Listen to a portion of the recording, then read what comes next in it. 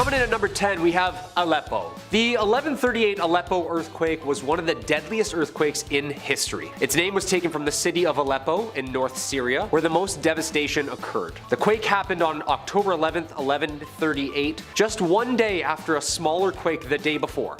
Like back-to-back violence. Due to the amount of earthquakes, the reputation of this blow is seen as the third deadliest quake ever. Took around 250,000 lives with a seismic magnitude scale of 7.1. The region sits on a triple junction between the Arabian, African, and Eurasian tectonic plates, which makes this place one of the most active in the world. Just 3 different plates stuffed beside each other like a long backseat drive. Just move! You move! Mom, move! Get out of the way. Number 9. Antioch. The Antioch earthquake occurred on December 13th, 115 AD, with an estimated magnitude of 7.5 on the surface wave magnitude scale. Antioch and surrounding areas were devastated with an absolute nightmare when the violent shakes triggered a local tsunami that damaged half the sea shelf. Gnarly. Antioch at the time crowded with soldiers and civilians from all around the world. Whole trees were thrown up into the air, huge structures collapsed, massive numbers of people perished from debris or even being trapped. The aftershocks followed the days and even continued to wreak havoc. Antioch was beautiful. These were Greek and Roman designers. It was nicknamed the cradle of Christianity from its longevity until then, and the role it played in the emergence of both the Hellenistic Judaism and early Christianity. Toll of destruction is about 250,000 gone. All those beautiful structures too. 50 years sanding a Corinthian column for 4 seconds of rubble. That would be heartbreaking. There it goes, huh? Okay. Number 8. The first plague. Yersinia pestis. The plague of Justinian, or the Justinianic plague, 541 to 549 AD. This was the first major outbreak plague pandemic. Fun fact, this is the same stuff that came back for the Black Death. The first old world pandemic of plagues. The OG. The disease decimated the entire Mediterranean basin, Europe, the East, and the Byzantine Empire, just named after Justinian I, who, according to historians, got the disease and then beat it during its peak nastiness. Guy got it and toughed it out. Nothing's tougher than a leader just like taping it up, you know? Just band-aiding it. This thing was nasty. It killed about 1/5 of the imperial population. It spread all through Europe, Egypt, and the Mediterranean. Huge part in the fall of the Roman Empire. Unfortunately, back then, no masks yet. No plague doctors, just neighbors coughing non-stop and a lot of anxiety. Number 7. Climate impact. This period of ominous and unexplained darkness led to serious negative transformations. A Roman politician by the name of Cassiodorus wrote that the sun looks bluish and that the moon had no luster. The seasons also seemed to be jumbled together into one. No summer, no spring, just a long, ever gloomy middle winter kind of thing.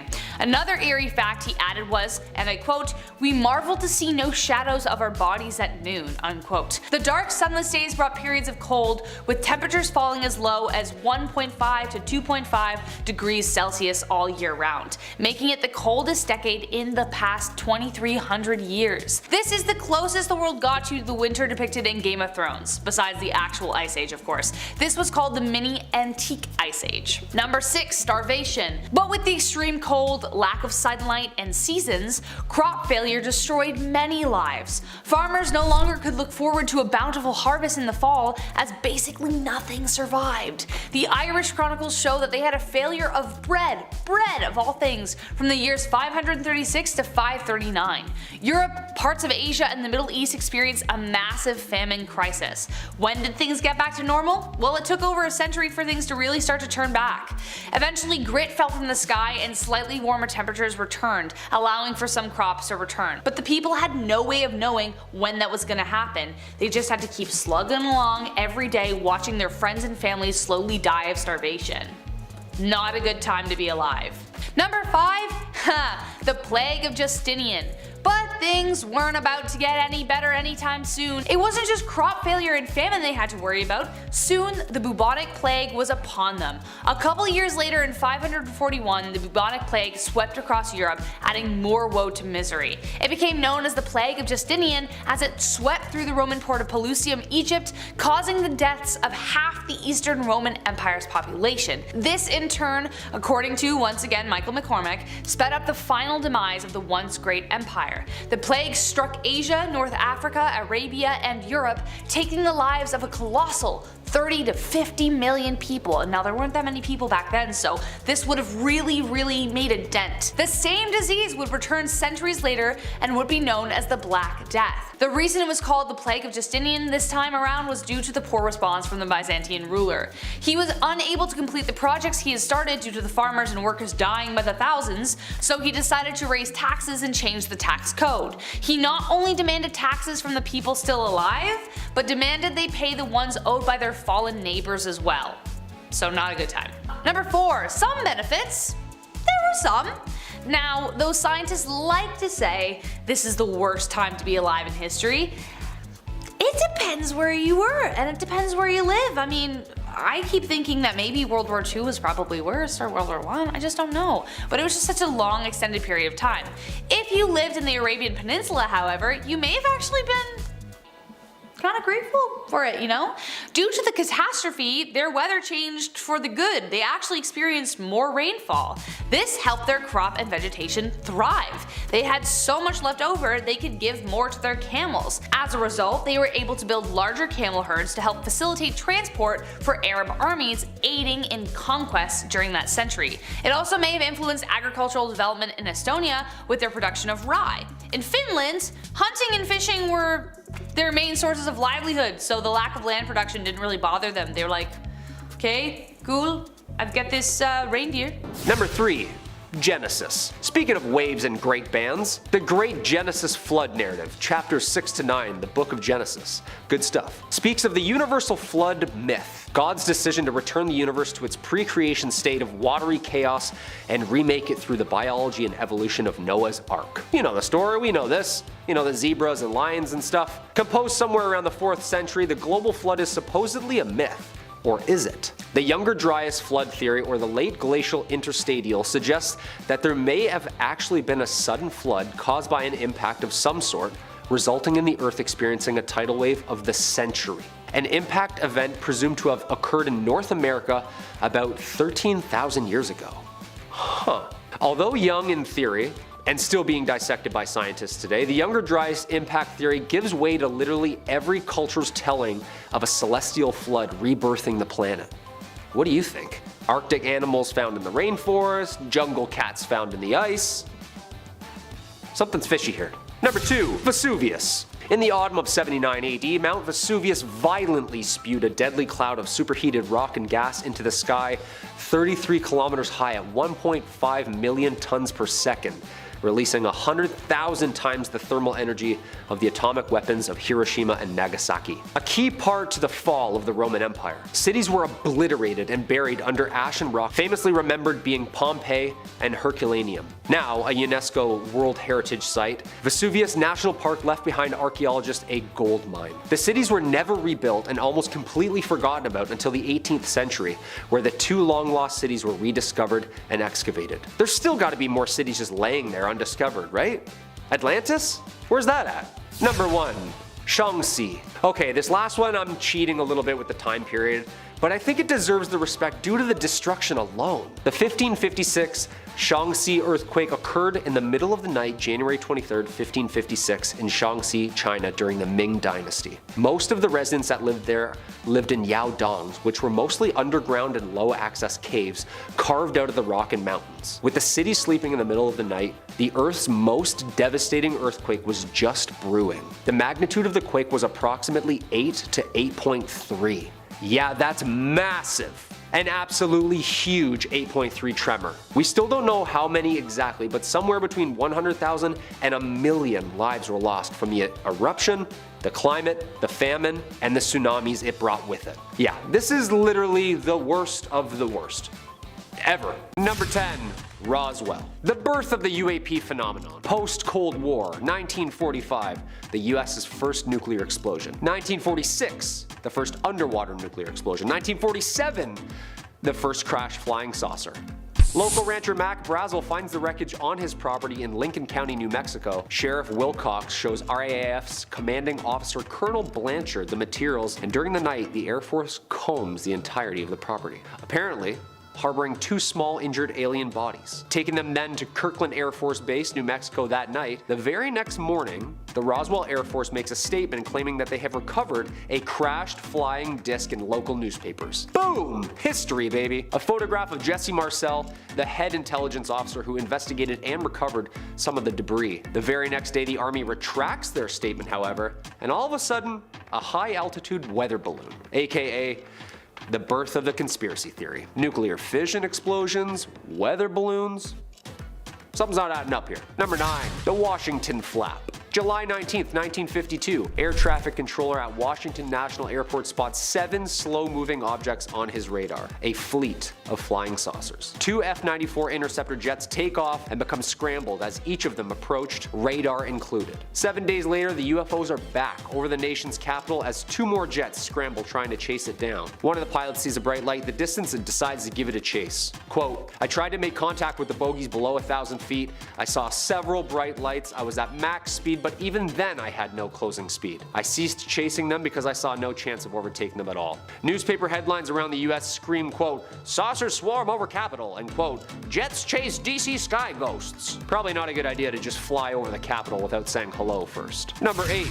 Betty and Barney Hill. The first real documented UAP abduction case in history. Betty and Barney Hill, married couple, New Hampshire, were driving home one night from a 3-day honeymoon when a light started following them in the sky. Pulling over after minutes of tailing, Barney got out of the car and gazed into the sky. From this moment on, the couple say 2 hours were lost. Betty's dress ripped, Barney's shoes scuffled, and both their watches 2 hours behind. Thinking nothing of it, they both reached home confused, and after weeks of no sleep, the couple reached out to a psychic researcher who could help them, and under hypnosis, the couple made some terrifying claims. They both, on separate occasions, claimed that they were separately walked into a large metal disc by small gray beings, and continued to operate and experiment on the couple on board. Blood taken, bodies examined, and both of them downloaded an understanding of a star system called Zeta Reticuli. The Hills stuck to their story for the remainder of their lives and remains one of the first and crucial American accounts of alien abduction. Number 7.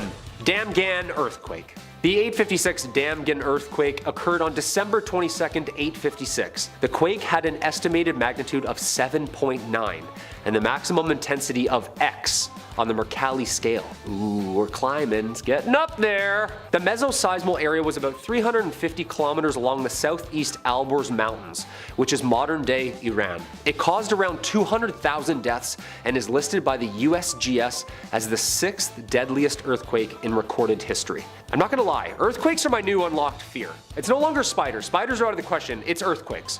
Holy shoot, dude, these are like the worst of the worst. So unnecessarily loud too? Like on average, it's about 60 seconds of violent shaking and debris. Every year there's about one of these in size, somewhere around the world. Every year. So incredibly loud. Number 6. The Mayan Drought. Between 760 and 930 AD, millions of Maya disappeared from the Earth. No, it wasn't all the impossibly carved astronaut pictures and knowledge of our entire solar system. But somehow, something huge had wiped out the entire population. Due to its geography and lush environment, scientists have been scratching their heads for millennia. But recent LiDAR and thermal scans have concluded that it may have been nothing at all. Literally, a giant nothing. Or a drought.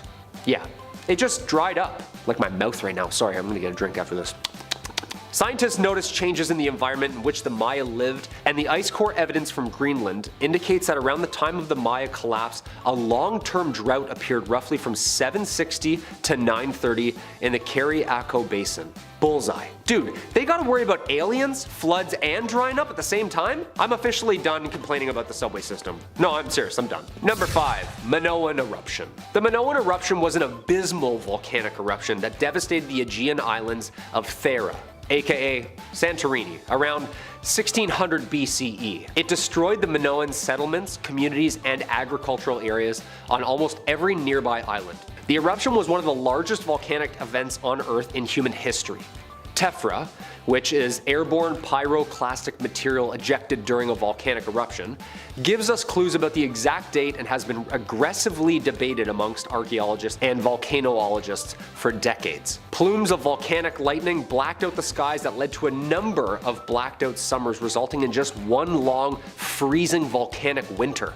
Yikes. Canadians are like, Yeah? I don't get it. It's like January. Number 4. Crete 365. Sounds like a sick techno band, doesn't it? Crete in 365 was a terrifying sight. The underwater earthquake, which is believed to have been a magnitude 8 or higher, destroyed nearly every town, city, and settlement in the eastern and southern Mediterranean, spanning from Greece to Africa and even Spain. Mother Crete. Yeah, this was a big one. Archaeologists have conducted numerous excavations that prove that most towns and cities in the area were destroyed around the time of the earthquake, which has likely occurred the morning of July 21st, 365. Geologists and seismologists believe that the center eye of the quake was off the coast of Crete, hence the name, and studies have shown that may have been the result of a reaction of all the tectonic plates at the same time. Dude, this is like Transformers stuff. The horrifying part was the tsunami. Just a skyscraper high in every direction. Yeah, you know surfers are listening to this right now are like, just saying, man, I coulda, you know?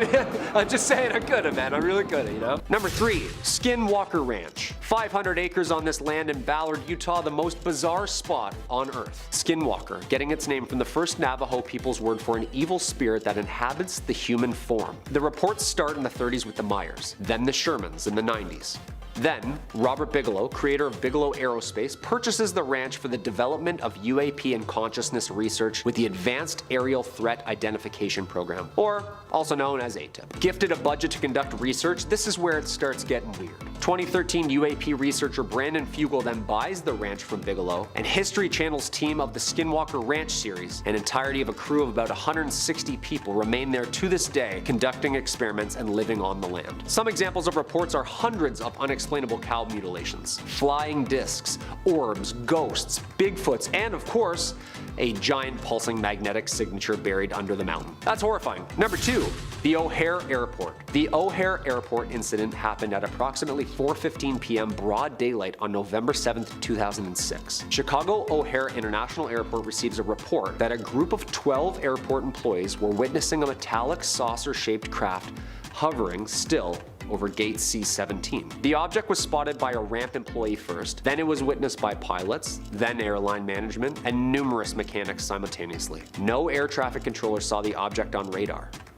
A completely silent 7-meter dark gray saucer sits. Several witnesses outside the airport also saw the object, ringing up local police and reporting numerous phone-ins describing a disc craft hovering over the airport for numerous minutes without moving. According to another witness, the object then shot straight up through the clouds at high velocity, leaving a clear blue hole in the clouds. According to the Chicago Tribune the next day, the disc was visible for over 5 minutes and was seen by dozens of airport personnel. And coming in at number 1, we have the Tic Tac. November 14th, 2004, 100 miles southwest of San Diego, California, the USS Nimitz Carrier Strike Group, which included the nuclear-powered carrier and missile cruiser the USS Princeton, were conducting a series of drills in the Persian Gulf. Around 2 p.m., 2 FA-18 Super Hornet fighter jets from the Nimitz received an unusual ask to help with a real-time world mission. The Princeton's radar, which had been picking up objects for several days. The Princeton's senior radar screen showed over 100 UAPs in just that week alone buzzing the ships. When noticed one of the objects was flying about 50 meters above the water, Commander David Fravor and the Black Aces Squadron described it as about 40 feet long, shaped like a tic-tac candy with zero means of propulsion. Fravor decided to intercept the object at this point, and the object started copying the jet's maneuvers. Impossible by physics standards today. After engaging the UAPs, they vanished, and the strike group remained active, confused, and awaiting disclosure. Yeah, I'd say this encounter is the absolute best proof we have to this day. Number 10, let's start out setting the scene. So rather than rank the least to worst aspects of this year, let's set the scene of how this became the worst year.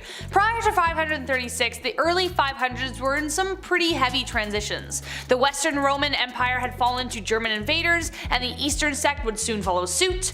The Middle East was divided between the Byzantine and the Persian empires. China's influence continued to spread through East Asia, Japan, Korea, and Vietnam. Even though it was experiencing a weak point, China was divided into both North and South territories, and they were constantly at odds with each other. Africa, however, was developing trade routes through the Sahara, and a powerful new kingdom was arising in Ethiopia.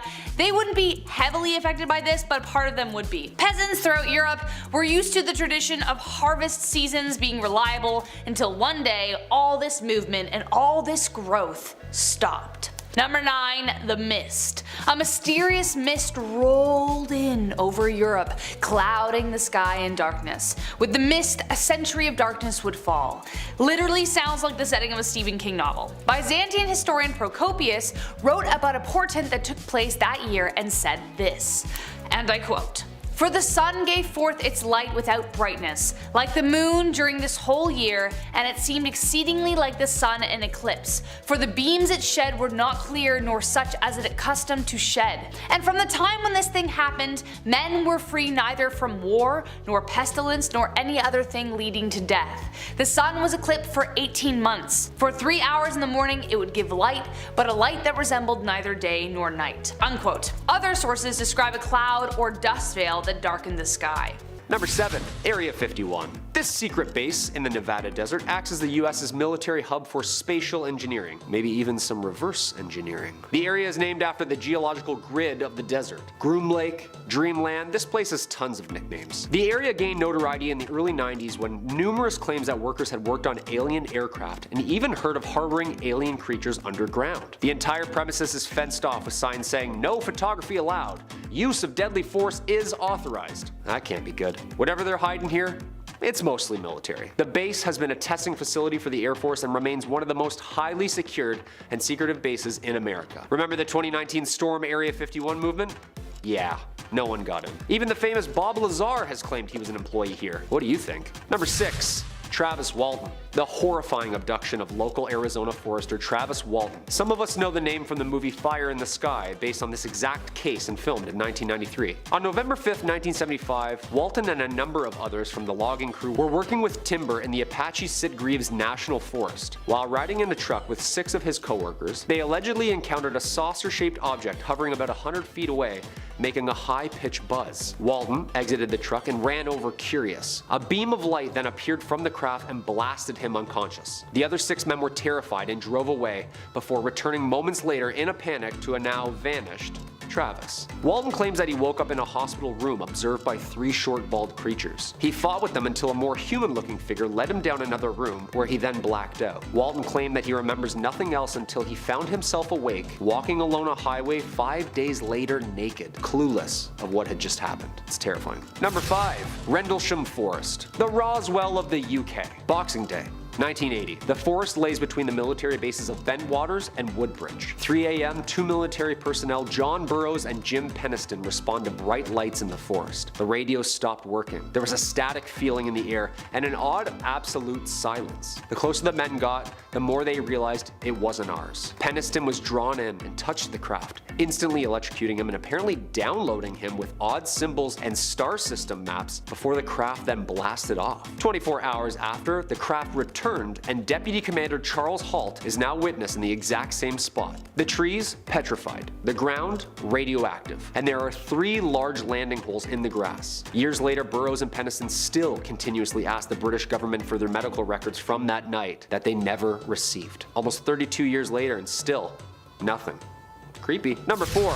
Zimbabwe children. In 1996, a mass sighting was witnessed by an entire school in broad daylight in Arua, Zimbabwe, Africa. More than 150 students and staff were present. There have been tons of documentaries surrounding this case. Face to face, arm's length with the craft and beings, the children, who are now mostly in their 30s and 40s, are still convinced. More than 100 students can still remember what they claim to be telepathic warnings from the creatures surrounding our use of technology and the hazards it has on our planet. Drawings, first-hand interviews, and the weirdest part, all the same story. Same description of the craft, same description of the beings. Director and writer James Fox documents this infamous interaction in his 2020 documentary called The Phenomenon. If you haven't seen this, check it out. I'm telling you, it's worth it. Number 3. Snow in China. China, on the other hand, was freaking the heck out. It snowed in the summer. In the summer! I cannot imagine like a more depressing thing to happen, okay? I really can't. I mean, I remember one time in May, it snowed after like 2 weeks of just like beautiful weather, and it snowed again after the longest winter. It was the most depressing moment of my life.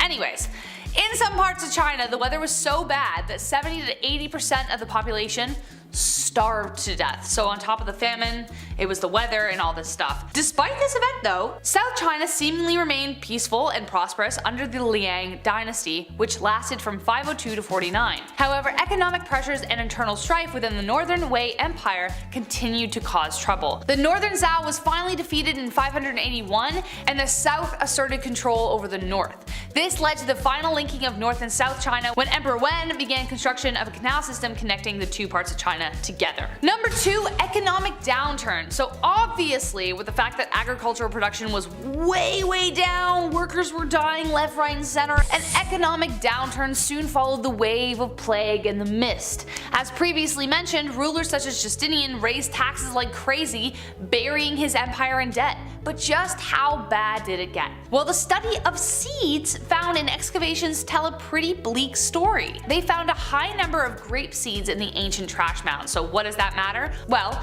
by going through each seed individually, that's dedication, they noticed a steep rise in the amount they found, and then all of a sudden a steep decline of grape pips. The Byzantine Empire, for instance, was pretty well known for their sweet wine that they sold, and they had connections with other parts of Europe that they sold it to, which means the steep decline in the seeds indicates that their economic ties took a huge hit. And last but not least, let's tie this whole thing together with survival. So how in the heck did we survive this thing? It was one foul hit after another. Bad weather, famine, plague, economic downturn, war, people being the worst.